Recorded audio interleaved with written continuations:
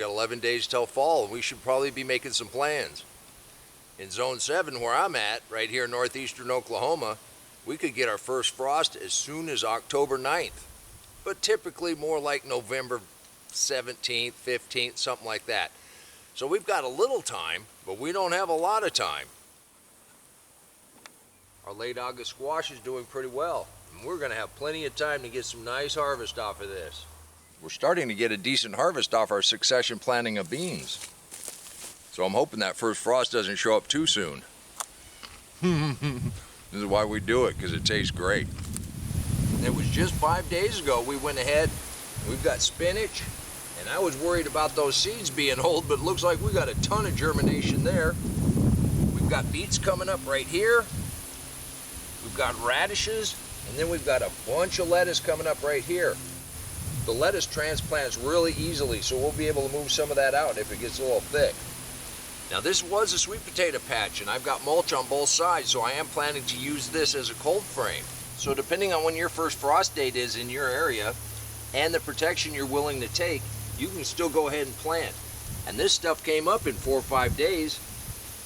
When it's warm here at the end of summer, things really germinate quickly, but then it cools off, and your spinach, for instance, they do really well.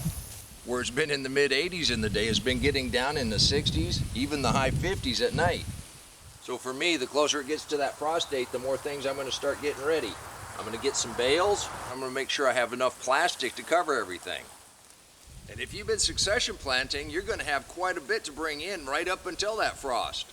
And on that last day, on that day when you're sure it's going to frost, you better have all your protection in place, because it's going to be a mad scramble to try to save as much food as you can. That's how it happens every year. We've been getting so many purple beans that I can't eat them all. I gave some to a friend of ours. They said, it tastes like beans. Shocker. Now the other way we can tell time is short is our spring lettuce has reseeded and is coming up. We even got a little amaranth that came up in here. But as this comes on and it gets cold, we'll be able to bring this whole thing in the house. And our Sun Gold cherry that we up potted into this bigger container, we'll be able to bring this in the house when it gets really cold. But it's been producing really well. And of course these tomatoes hardly ever make it into the house. I also had an okra seed fall into this container along with a couple other amaranth seeds. We'll be able to bring this one on in the house. And remember, your okra, you can eat all the leaves, and you can eat the flowers, and you can eat the okra. So this ought to make a nice little early winter plant in the house. Here's a great example of getting prepared.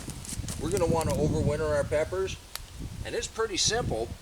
But what you need to get right now is you need to get some containers and make sure you got enough soil that when we go ahead and transplant these, you'll be able to bring them on into the house. We still have time, but it's a good idea to do a little pre-planting. For me, if it frosts on October 9th, I'm going to have a lot to do between now and then. If it waits till November, we should have that second and third round that we just planted. Those ought to be growing real well. The squash should be just about done for their second harvest. And the peppers will be ready to come in. You can do this too. Now with the peppers, when I say you can do this too, I'm not necessarily meaning bite into a hot pepper, but I think somebody switched the tags, because this definitely does not look like a banana pepper. They're growing up and they're turning really dark. Kind of interested to see what these taste like. Maybe I'll try one right now.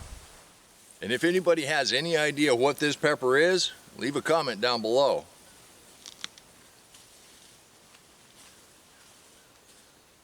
Oh, that's like a jalapeno. It's got some really nice flavor, but it's got almost no heat.